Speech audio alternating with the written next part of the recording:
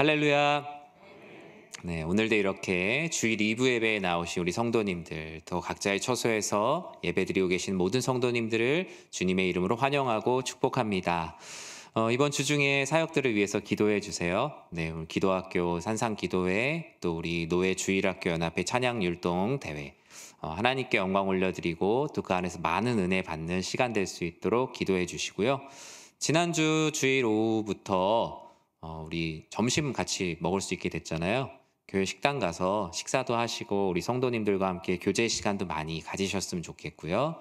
또 오늘 오후 또 다음 주, 다다음 주까지 우리 정교인 비전 세미나라는 이름으로 우리가 꿈꾸는 교회에 대해서 같이 생각해보고 나누는 시간을 갖고자 합니다. 많은 성도님들 함께 참여해 주셔서 하나님 안에서 우리 교회가 잘 쓰임받을 수 있는 교회로 달려가는 데 준비되는 시간이 되길 진심으로 기도합니다. 오늘 열왕기하 4장 1절에서 7절 말씀 가지고 우리의 미천은 언제나 믿음입니다 라는 제목의 하나님 말씀을 함께 나누고자 합니다. 성도님들 혹시 목회자 유가족 협의회라는 단체를 들어보신 적이 있나요? 배우자인 목회자 남편을 잃고 남은 가족을 책임지는 삶을 사는 우리 목사님들의 사모님들, 소위 홀사모라고 불리우는 분들의 모임입니다. 얼마 전에 이 단체에서 발표한 조사에 의하면 목회자 유가족들이 사별 후에 겪는 어려움을 이렇게 조사를 하셨어요. 가장 큰 어려움은 아무래도 경제적인 어려움이겠죠. 그리고 자녀 교육, 건강, 정서, 주거, 그리고 대인관계 문제. 그리고 여기에는 기록되어 있지 않지만 사실상 가장 어려운 것은 섬기는 교회에서 어떤 위치에서 사역을 해야 될까? 아니면 여길 내가 나와야 될까? 다른 곳으로 가야 할까? 이 거주할 곳을 영적으로 내가 섬길 교회를 찾지 못하는 상실감이 가장 어려운 문제라고 하죠. 무엇보다 소득원이 사모님 본인이신 경우들이 제일 많죠. 그런데 준비되지 않은 상황 속에서 갑자기 세상으로 나오게 되는 거예요. 물론 목회자로서 세상 밖에 다른 곳에 존재하는 것은 아니지만 갑자기 그런 상황을 맞이하다 보니까 주로 이제 일용직이나 단순 노무직, 그러니까 직업군에서 비교적 직업 안정성이 낮은 직군으로 몰리다 보니까 많은 어려움들을 겪고 있습니다. 이에 목회자 유가족 협의회 김경애 회장님이 이런 말씀을 하시더라고요. 목회자 유가족이 된다는 건 두 가지를 잃는 것이다. 첫 번째로 사랑하는 배우자를 잃는 것이고 두 번째로 가장 가까운 곳에 있는 목회자를 잃는 것이라고. 이 두 가지 황망한 이중고에 시달리고 있는 우리 혼자 되신 사모님들과 가족들을 한국교회가 항상 기억해 주시고 기도해 달라라는 말씀을 이렇게 남기셨습니다. 이렇게 홀로 된다는 것은 꼭 목회자에게만 해당하는 것은 아니죠. 우리 성도님들도 사랑하는 배우자를 먼저 떠나보내신 이들도 있으실 것이고 심지어 자녀를 먼저 떠나보내시는 분들, 또 부모님을 떠나보내시는 분들이 있습니다. 우리는 결국 먼저 떠나거나 아니면 남아서 그 모든 아픔을 감당해야 되는 두 가지 일 중에 하나를 감당하게 되어 있어요. 오늘 본문에도 선지자 엘리사와 그리고 엘리사와 만나는 한 여인, 홀로됨의 절망과 인생의 미천을 모두 다 잃어버린 듯한 바닥난 한 여인의 이야기를 다루고 있습니다. 여러분 인생의 제일 중요한 미천이 무엇입니까? 어떤 분은 저는 당연히 돈이 제 미천입니다. 건강이 제 미천입니다. 아니면 우리 자녀들이 제 미천입니다. 하나님 사랑하는 제 믿음이 미천입니다. 라고 말하시기도 하시죠. 미천이라는 말은 어떤 일의 바탕과 성공이 되는 돈, 물건, 기술, 재주 이런 걸 우리가 미천이라고 말하죠. 저 미천이라는 말의 어원 자체가 근본할 때 본, 그리고 천이 이제 돈 전자를 썼더라고요. 그래서 오늘 가장 기본이 되는 아무래도 재정이 있어야 된다라고 생각하는 말에서 밑돈이라는 말에서 미천이라는 말이 나왔더라고요. 그래서 이런 표현을 많이 씁니다. 첫 딸은 무슨 미천이래요? 살림 미천이다 그러죠.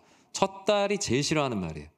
첫 딸, 나는 살림 미천 아니다. 난 미천이 되고 싶지 않다. 그러지만 자꾸 첫 딸이 살림 미천이라고 그 맏며느리 이렇게 많이 있잖아요. 하여튼 네, 그게 하나의 어떤 자부심도 되지만 부담이 되는 것도 사실이죠. 봄비는 벼농사의 미천이라고 말하고요. 요즘은 잘 안 쓰는 말이지만 여수가 미천이다. 여수라는 말이 뭐죠? 신용이라는 말이죠. 신용이 미천이다라는 말도 씁니다. 그런데 오늘 본문에 등장하는 이 여인은 살림 미천도 벼농사 미천도 돈도 물건도 기술도 재주도 그 어떤 것도 남아있지 않은 바닥난 미천의 상태입니다. 1절은 이 여인의 상황을 이렇게 기록하고 있어요. 제가 읽어드릴게요. 선지자의 제자들의 아내 중에 한 여인이 엘리사에게 부르짖어 이르되 당신의 종 나의 남편이 이미 죽었는데 당신의 종이 여호와를 경외한 줄을 당신이 아시는 바니이다. 이제 빚준 사람이 와서 나의 두 아이를 데려가 그의 종을 삼고자 하나이다 하니. 이 1절 말씀 안에 무엇이 담겨 있죠? 정말 모든 것을 잃은 여인의 절망적인 상황이 이 한 절 안에 담겨 있습니다. 그녀의 남편은 지금 말하고 있는 엘리사의 제자이죠. 엘리사와 함께 죄가 가득한 세상 가운데서 하나님의 뜻을 선포하는 일에 최선을 다했던 엘리사의 제자요, 동역자요, 친구요, 선지 생도라고 말하죠. 특히 열왕기서에서는 이와 같은 이들을 선지 생도라고 말합니다. 마치 사관 생도 이런 것처럼 하나님의 일을 감당하기에 훈련받는 사람들이라고 할까요? 지금으로 얘기하면 목회자 후보생 같은 걸 겁니다. 그런데 그 사랑하는 남편, 내가 존경하는 남편이 이 세상에 없어요. 이미 죽은 상황이에요. 지금도 그렇지만 당대 상황에서 남편을 잃는다라는 것은 뭘 할 수가 없어요. 왜냐하면 성경에서도 고아와 과부와 객, 가장 그 사회적으로 취약한 계층을 이 세 개의 계층이라고 말하지 않습니까? 아무리 많은 재물이 있다고 하여도 지위를 인정받지 못하고 대부분의 경우엔 그와 같은 삶을 살 수가 없어요. 그래서 성경에도 말하지 않습니까? 다른 전당 잡은 것들은 다 안 내줘도 되는데 과부의 전당 잡힌 옷은 해가 지기 전에 반드시 내줘야 돼요. 그게 성경에서 말하는 일종의 사회 안전망이었어요. 그만큼 홀로 살아간다라는 것은 다음 날을 기대할 수 없는 매우 힘든 삶이었어요. 그녀는 엘리사에게 너무나 간절히 호소하고 있어요. 내 남편 당신의 제자였어요. 그리고 내 남편 잘 알지 않습니까? 막 사는 사람이 아니에요. 하나님을 누구보다 경외하는 자라는 것 당신이 잘 알고 있지 않습니까? 저는 지금 남편의 죽음으로 너무나 큰 공경에 빠졌습니다. 정서적으로도 제가 더 이상 무언가 할 수가 없어요. 그런데 지금 빚을 진 상태예요. 그런데 나에게 구워준 사람이 빚을 갚지 못한다고 내 두 애들을 종으로 데려간다고 합니다. 종으로 데려간다고 하는 상황. 남편도 지금 잃었는데 내 아이들이 종으로 팔려갈 상황입니다. 내 삶의 모든 미천이 바닥나서 더 이상 스스로 변제할 수 있는 상황이 못 됩니다. 여인의 남편은 어떤 사람이었을까요? 많은 성경학자들과 유대 전승에 의하면 이 여인의 남편은 악한 왕, 이스라엘의 악한 왕 아합 왕의 치하 때 그와 함께 있었던 국내 대신 오바댜라고 말합니다. 열왕기상 18장 4절에서는 이 남편이 어떤 사람이었는지를 특정할 수 있는 한 구절이 있습니다. 이 4절에 뭐라고 쓰여 있냐면요. 이세벨이 여호와의 선지자들을 멸할 때, 이세벨 아시죠? 아합 왕보다 더 악한 아내. 이세벨이 여호와의 선지자들을 발본색원할 때 오바댜가 선지자 100명을 50명씩 굴에다가 숨기고 그들에게 떡과 물을 먹였다라고 말합니다. 이 여인의 남편을 이 국내 대신 오바댜로 특정하고 있죠. 너무나 자랑스러운 남편이죠. 아합 왕 밑에서 얼마든지 떵떵거리며 살아갈 수 있는 국내의 대신이었지만 그는 자신의 정체성을 그 가운데 숨기고 하나님을 경외하는 자로서 그 안에서 하나님의 일을 감당하고 있는 선지 생도들을 오늘 본문만 해도 100여 명에게 떡과 물을 제공하며 먹이는 엄청난 일을 감당하고 있었다는 겁니다. 개인의 재산으로 가능했을까요? 엄청난 곳에 많은 빚을 졌을 겁니다. 많은 재정적인 어려움들을 가족들이 감당하며 사역을 해나가고 있었어요. 아하방의 국내 대신으로서 얼마든지 누릴 수 있었지만 하나님을 경외하는 자로서 자리에 서 있었던 오바댜는 핍박당하는 선지 생도들을 위해 전 재산을 다 쓰고 빚까지 쓰며 이 일을 감당해 오다가 갑작스러운 죽음을 맞이한 거예요. 가족들이 무엇이 준비되어 있었겠습니까? 하나님을 경외하는 정도가 아니라 선지 생도로서 살 정도로 신실한 삶. 그런데 인생의 미천이 바닥이 났으니 얼마나 상실감이 컸겠어요. 하나님, 제가 하나님의 일을 하고 하나님의 사람이라고 살아왔는데 왜 제 인생이 이렇게 바닥이 났습니까? 여인의 마음은 그 바닥의 딱딱함과 황폐함보다 훨씬 더 많이 문드러져 있는 상황이었어요. 그래서 그 마음에 엘리사를 찾아간 거죠. 그와 같은 황폐한 마음에 하나님께서 엘리사를 통해서 말씀을 하세요. 우리 2절 상반절에 있는 말씀을 같이 한번 읽어보겠습니다. 엘리사가 그에게 이르되 내가 너를 위하여 어떻게 하랴? 내 집에 무엇이 있는지 내게 말하라. 아멘. 우리의 삶에 믿음의 미천을 채우려면 먼저 무엇이 있는지 하나님께 고하는 삶. 내 미천, 내 현실, 내 상황이 어떤 것인지 하나님께 고하는 삶이 우리들에게 필요합니다. 이 말씀은 단순히 무엇이 있는지 물어보는 게 아닙니다. 하나님은 아시거든요, 무엇이 있는지. 그런데 스스로가 무엇이 있는지 고백함을 통하여서 내가 할 수 없다는 것을 입술로 고백하게 하시고, 그리고 내가 변제할 능력이 없다라는 것, 마치 내가 스스로 구원받을 수 없다라는 죄인의 고백과 같이 오직 하나님의 은혜만을 구합니다. 저에게 있는 것이라고는 오직 믿음밖에 없습니다라는 그 고백을 할 때까지 하나님께서 몰아가시는 겁니다. 절망이 깊어지면 여러분 어떻죠? 기도하기가 어렵습니다. 힘들면은 기도한다라고 말하지만 제가 설교 때도 자주 얘기하지만 정말 힘들면 기도를 하지 않습니다. 조금 힘들 때 기도를 하지 너무 힘들면 사람은 자신의 죄성에 의해서 다 놔버립니다. 그것이 바로 사람이죠. 힘들면 기도한다고 하지만 기도해야 되는데, 목사님 기도해야 되는데 머리로 가슴으로 알고 있는데 기도를 못하고 있어요. 기도해 주세요. 신방가면 제일 많이 듣는 얘기예요. 기도를 해야 되는 건 알고 있지만 기도를 할 수 있을 만큼의 힘이 없기 때문에 기도를 부탁을 합니다. 때로는 한숨으로, 때로는 불평과 불만으로, 때로는 우울함과 짜증과 분노로 내 안에서 기도해야 될 것들이 수많은 인간의 복합적인 감정으로 막 쏟아져요. 아마 너무 속상해서 여러분 방문 걸어 잠그고 들어가서 누워 있었던 분 아마 있으실 거예요.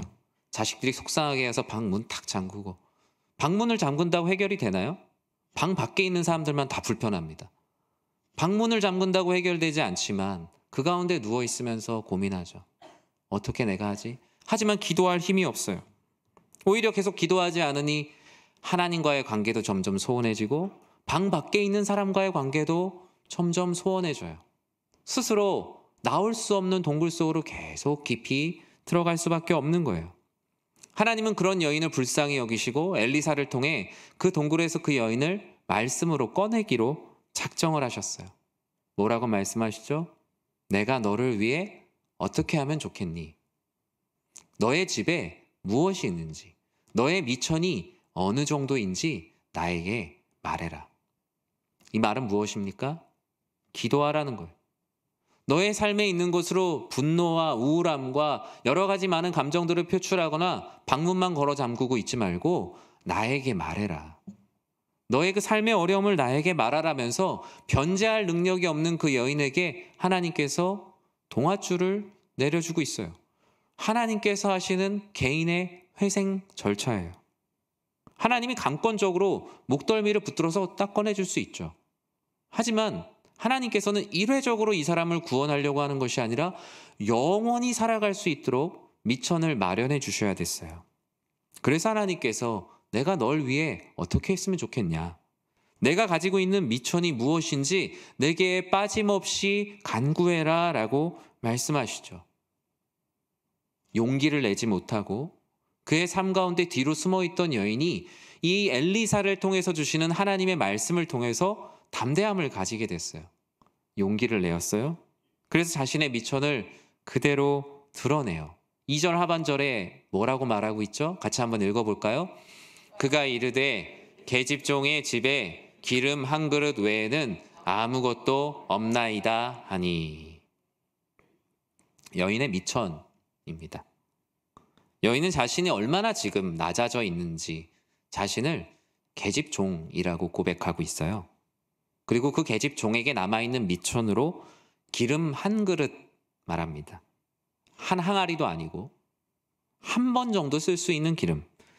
내 미천, 내 능력, 그리고 하나님 없이 제가 승부하기에는 단 한 번 정도 해볼 수 있을 것 같습니다. 기회가 얼마 남지 않았다, 모든 것이 바닥났다라는 것을 의미하죠. 왜 하나님께서는 엘리사를 통해서 이렇게 질문하게 하시고 왜 여인이 이렇게 자신의 비참함을 고백하게 하실까요?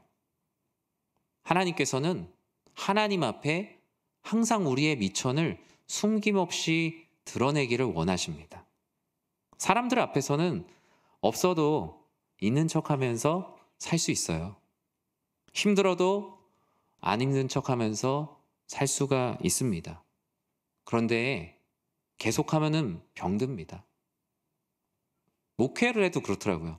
저도 제가 왜 힘든 게 없겠어요. 그런데 이것을 나는 항상 행복하다, 즐겁다, 사람들 앞에선 그렇게 할 수 있지만 하나님 앞에 계속 그렇게 하면 진짜 병들어요. 하나님께서는 내 앞에서는 그러지 말아라. 내 앞에서는 너희의 영적인 모든 것, 너희 삶의 모든 미천을 숨김없이 드러내라. 그럼 내가 너에게 필요한 것들을 채워주겠다 말씀하십니다. 예배를 드릴 때, 기도할 때, 또 하나님의 말씀을 붙들고 있을 때 더 많이 말씀하세요. 그러할 때 우리는 하나님의 그런 음성이 들릴 때 너에게 필요한 것이 무엇이냐라고 말씀하실 때 나의 믿음 없음, 나의 연약함, 나의 삶의 정황을 숨김없이 다 드러내야 돼요. 하나님께서 그것을 통해서 너의 비참함을 가르쳐 주려는 것이 아니라 너의 변제할 능력이 없음을 가르치시고 내가 너의 삶을 통해서 일하여야겠다라는 모든 상황을 정리해 주시는 거예요. 그런데 엘리사는 이렇게 일용할 양식이 필요하여 간절히 구하는 여인에게 다른 삼자가 봤을 때는 이해할 수 없는 말을 하죠. 3절 말씀에 이와 같이 말하고 있습니다. 같이 한번 읽어볼까요?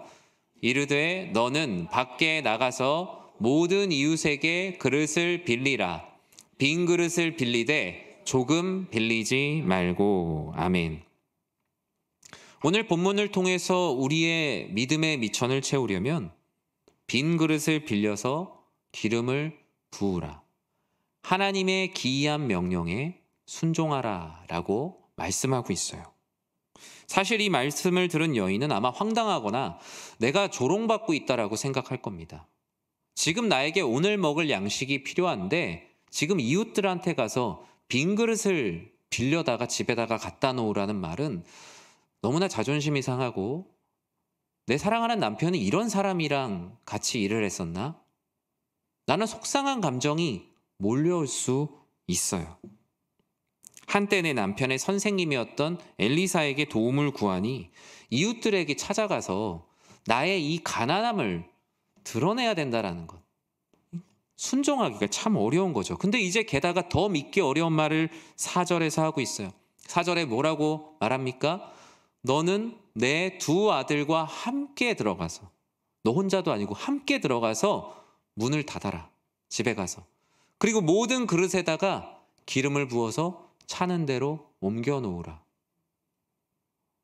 예수님의 오병이어의 말씀이 생각나지 않습니까?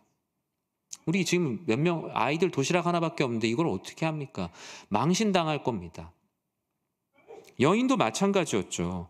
나 혼자 감당하고 만약에 안 일어나면 나 혼자 그 상실감을 감당하면 되는데 곧 종으로 팔려갈 우리 아들들까지 그걸 같이 하라고 하니 하나님 정말 저에게 너무나 많은 것을 요구하시는 것 아닙니까? 과연 이것이 되겠습니까?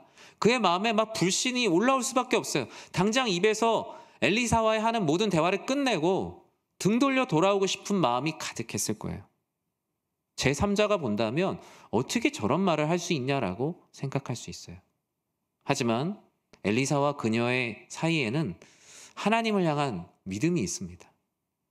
사랑하는 남편을 떠나보내고 남은 빚 때문에 두 아들이 종으로 팔리기 직전이고 한때 선생님으로 찾아갔던 분에게 어렵사리 상황을 얘기하니 바로 문제를 해결해 주지 않고 엉뚱한 말을, 수수께끼 같은 말씀을 듣고 있지만 하나님께서는 그녀의 마음 가운데 믿음을 선물로 주시고 이 엉뚱한 말씀대로 행할 수 있는 그 순결한 마음을 이미 선물로 주고 계셨어요. 그릇이 차기 전에 이미 그녀는 빈 그릇을 채울 수 있다라는 그 마음에 이 세상에서는 이해할 수 없는 놀라운 믿음이 이미 자리 잡게 되었어요. 빈 그릇을 빌려서 집에 가서 문을 닫고 빈 그릇에 나의 유일한 남아있는 기름 한 그릇을 부으라니 당체 믿을 수 없는 말씀이지만 그 자리에서 돌아서서 그 일을 감당하기로 한 거예요. 하나님은 믿음을 주시기 위해서, 오직 믿음으로 모든 일들이 일어날 것이라는 것을 알려주기 위해서 믿을 수 없는 상황까지 우리를 몰고 가세요. 나중에 그 일이 잘 됐을 때 내가 조금이라도 잘했다, 재수가 좋았다, 운이 좋았다, 상황이 좋았다라는 모든 것을 완전히 제하시고 오직 하나님께서 이 모든 일을 하셨다라는 고백이 나오도록 우리를 철저하게 코너로 몰아가세요. 잠시 그 상황을 해결하는 하루의 양식, 믿음의 미천이 아닌 그냥 그것이 필요하다는 착각에 빠지지 않게 하시고자 하나님께서는 그 여인과 아들들에게 당장 오늘 필요한 물고기 한 마리를 주시는 것이 아니라 물고기 잡는 법을 가르쳐 주시는 거예요. 앞으로 어떻게 너희가 살아가야 될지 인생의 한 번뿐인 미천이 아니라 영원한 미천을 마련해 주시는 거예요. 믿을 수 없는 상황을 주시면서 너의 인생의 미천은 언제나 믿음이다 라는 것을 가르쳐 주고 계세요. 저는 오늘 말씀을 준비하면서 마태복음 6장 6절에 있는 말씀이 떠올랐습니다. 어떤 말씀이죠? 너는 기도할 때 내 골방에 들어가 문을 닫고 은밀한 중에 계신 내 아버지께 기도하라. 은밀한 중에 보시는 내 아버지께서 갚으시리라. 사실 이 말씀은 오늘 말씀과 동일한 말씀은 아닙니다. 외식하는 기도를 드리지 말고 남에게 보이기 위한 기도 드리지 말고 하나님과 1대1의 관계에서 신실한 기도를 드리라 라는 말씀이죠. 그러나 저는 문을 닫고 기도하는 본질을 생각해 봤습니다. 문을 닫고 들어가서 기도한다라는 것은 다른 모든 요인을 차단하는 겁니다. 하나님께 간구하는데 일어날 수 있는 다른 모든 변수를 제거하고 오직 나에게는 믿음으로 또 이 일을 이루실 것은 오직 하나님뿐이라는 이 두 가지의 상수만을 가지고 하나님께 기도하는 거예요. 재수가 좋아서, 운이 좋아서, 사람들이 도와줘서 이 모든 것을 완전히 제하시고 지금부터 일어나는 모든 일들은 하나님의 은혜다. 오직 하나님의 은혜고 나는 다른 것을 구하지 않고 오직 믿음으로 기도했다. 오직 믿음으로 구하고 그 결과를 기다리도록 하나님께서 특수한 상황을 만드셨어요. 하나님은 여인이 문을 닫고 들어가서 빈 그릇에 남은 기름 한 그릇을 부으며 이 모든 빈 그릇이 다 찰 것을 믿는 믿음을 그녀에게 미천을 삼아주시고자 하는 마음이 있었던 것입니다. 그것이야말로 이 세상에 하나님이 인간에게 줄 수 있는 최고의 미천이요, 선물로 줄 수 있는 최고의 방법인 거예요. 오늘 말씀 5절과 6절의 미천이 어떻게 채워집니까? 같이 한번 읽어볼까요? 여인이 물러가서 그의 두 아들과 함께 문을 닫은 후에 그들은 그릇을 그에게로 가져오고 그는 부었더니 그릇에 다 찬지라. 여인이 아들에게 이르되 또 그릇을 내게로 가져오라 하니 아들이 이르되 다른 그릇이 없나이다 하니 기름이 곧 그쳤더라. 아멘. 말씀을 한번 상상해 보십시오. 엘리사의 말을 듣고 빈 그릇을 빌리러 이웃의 집을 두드리는 저는 여인의 발걸음을 생각해 봅니다. 얼마나 그 발걸음이 무거울까요? 막 그 신발을 끌리는 소리가 저는 말씀을 준비하면서 이렇게 들리는 것 같았어요. 두 아들의 손을 잡고 방문을 닫고 들어갑니다. 그러면서 아이들에게 얘기했겠죠? 얘들아, 우리 선생님이 이렇게 해보라고 한다. 하나님께서 주신 말씀이란다. 믿을 순 없지만 여기에 있는 수많은 빈 그릇들에 우리에게 가지고 있는 유일한 미천인 이 기름 한 그릇을 부으라고 하신다. 어떤 일이 일어날지 알 수 없지만 우리는 이 일을 할 것이다. 빈 그릇에 기름 한 그릇을 따를 때 언제 끊어질지 모르는 그 조바심. 그리고 그 기름이 끊어지지 않기를 간절히 바라는 그 아들들의 눈망울. 상상하면 할수록 하나님께서 얼마나 이런 간절한 믿음을 요구하실까. 이것이 끊이지 않고 계속 나와서 그 그릇 하나하나를 채울 때 그 감동이 얼마나 컸겠어요. 어떻게 한 그릇에서 이 한 그릇이 아니라 10그릇, 20그릇 우리가 준비한 모든 것들이 채워지지? 우리가 하나님을 향한 믿음을 가지고 준비했던 모든 빈 그릇이 채워지는 그 순간. 이 여인이 아들들에게 얘기했겠죠. 얘들아, 그릇 계속 가져와라. 끊임없이 계속 채우고 있어요. 그러다가 아들이 얘기하죠. 엄마, 더 이상 그릇이 없어요. 우리가 준비한 모든 그릇이 채워졌어요. 오늘뿐만 아니라 우리 계속 먹고 살 수 있을 만큼 하나님께서 은혜를 주셨어요.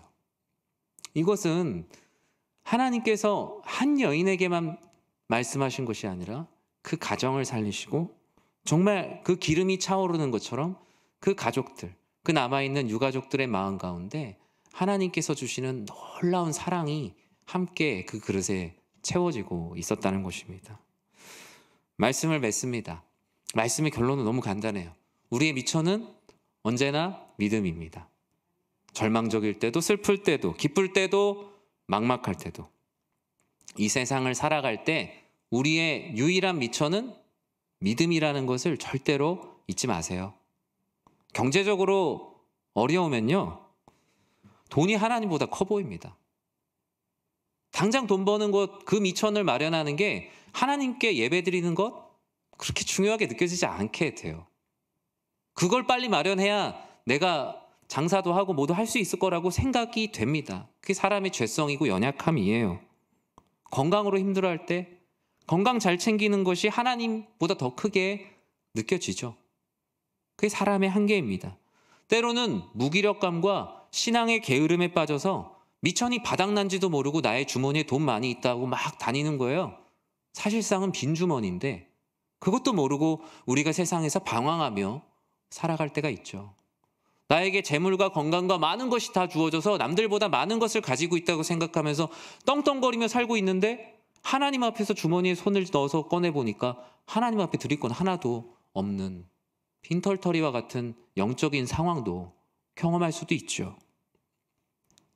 그 어떤 상황이든 언제나 우리의 미천은 믿음이고 하나님께서는 우리가 가난해서 하나님 앞에 나오든 부해서 하나님 앞에 나오든 건강이 약해져서 하나님께 나오든 하나님은 먼저 이들에게 믿음이라는 미천이 있는지를 제일 먼저 물어보세요. 너에게 가난한 사람에게도 믿음이 있느냐? 부유한 사람에게도 믿음이 있느냐? 또는 자녀의 문제로, 건강의 문제로, 삶의 여러 가지 많은 문제로 어려움 가운데 놓인 모든 이들에게 내가 무엇을 해줄까? 너에게 믿음이 있는지 내가 먼저 확인해보고 가장 먼저 그것을 채워주겠다. 그것이 바로 하나님께서 우리가 생각하지 못하는 것들을 채우시는 방법이에요. 7절에 오늘 말씀의 결론이 이와 같이 끝이 납니다. 같이 한번 읽어볼까요? 그 여인이 하나님의 사람에게 나아가서 말하니 그가 이르되 너는 가서 기름을 팔아 빚을 갚고 남은 것으로 너와 내 두 아들이 생활하라 하였더라. 아멘. 하루를 구한 여인에게 하나님께서는 영원을 주셨어요. 하루에 그 미천을 구했던 그 여인에게 영원한 은혜를 주셨다고요. 예수님 마태복음, 마가복음, 누가복음, 요한복음 같은 데 나오는 그런 이야기 같지 않습니까? 왜냐하면 동일하게 하나님께서 하신 일이거든요. 예수님은 병든 자에게도 믿음을 요구하셨고 가난한 자에도 믿음을 요구하셨고 교만한 자에게도 믿음을 요구하셨고 궁핍에 빠진 자, 상황 가운데 하나님을 바라보지 못하는 모든 자, 모든 상황에서 언제나 하나님은 믿음을 요구하시고 믿음을 미천으로 마련해 주시고 그 자리를 떠나셨습니다. 하나님은 하루를 살아갈 힘이 없던 여인의 가정에 영원을 살아갈 하나님의 은혜, 기름을 부어주시고 그날도 먹게 하시고 그리고 기름을 팔아 빚을 갚고 남은 곳으로 너와 내 두 아들이 생활하라 라고 말씀하시죠. 이 여인은 참 대단했던 것 같아요. 그 기름이 다 채워지는 것을 보며 그냥 잘 됐다 얘기한 것이 아니라 이것을 하나님의 사람에게 나와서 말했어요. 이거는 제가 할 수 있는 게 아니었습니다. 하나님께서 다 채워주신 것인데 제가 이것을 어떻게 하면 되겠습니까? 오히려 더 나눠줄 사람이 없냐라는 마음으로 나아온 거예요. 그런데 말씀하세요. 너의 자녀들, 그리고 너의 삶, 너의 일, 그것을 충분히 채워라. 그렇게 살아라. 사랑하는 성도 여러분, 저는 여러분의 삶과 가정, 이 모든 곳이 믿음의 미천이 바닥나지 않는 삶이 되길 진심으로 축복합니다.